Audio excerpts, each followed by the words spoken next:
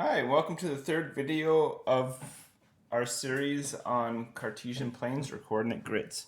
In the first video, we talked about what it is and how it's a two-dimensional way to represent some point.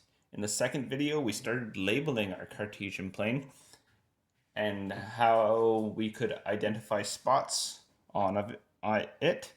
In this third video, we're going to show how we can take data that comes from the real world and represent it on our Cartesian plane. So in the first thing, before we start, let's go ahead and label our key points here. So we have our y-axis over here. We have our x-axis. And then at this point, we have our origin. Now our origin, because we know it's 0, has a coordinate pair of 0, 0. In this example, what we're going to do is we're going to show that we can label our coordinate grid a little bit differently than traditional number lines. We don't always have to go 0, 1, 2, 3, 4, 5. We can make it represent values that we need in order to show our data.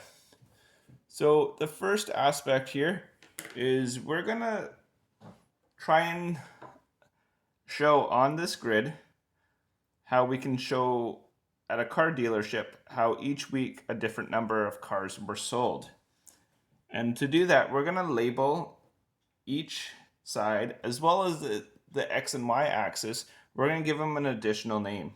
So along the x-axis, I'm going to say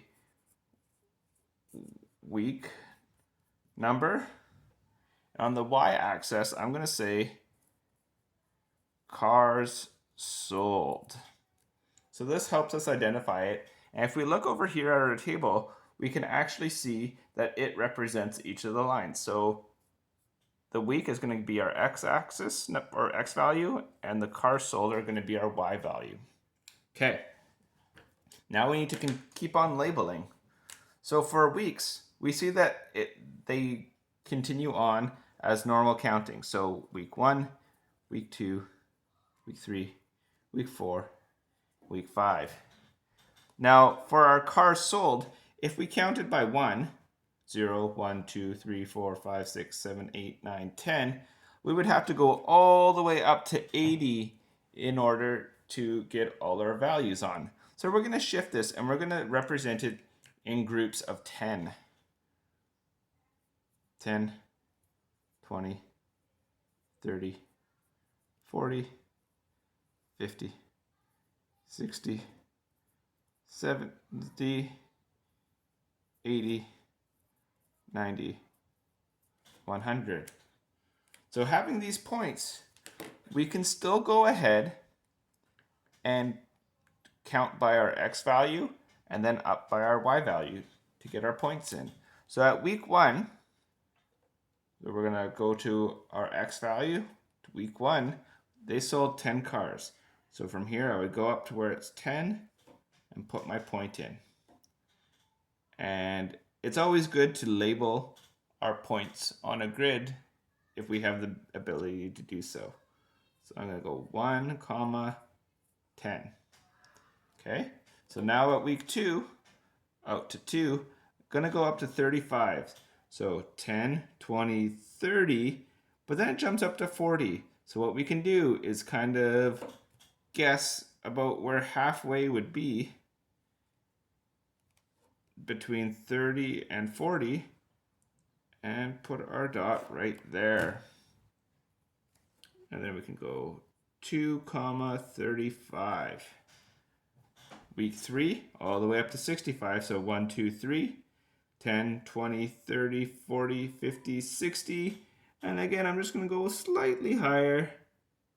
Put my point in 365. Week 4, they must have had a hard time, or maybe it was close.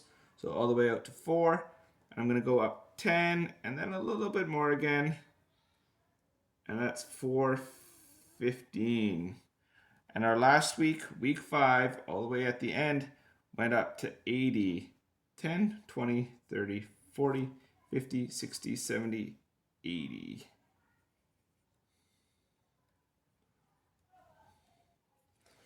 So with any set of values, a table, we're able to represent it on a graph like this. In future lessons, we'll learn about how the graph can go into negative numbers and how we can actually make a line that represents it straight through. But that's for another day. Okay? Have a great day and I hope you enjoyed it. Bye.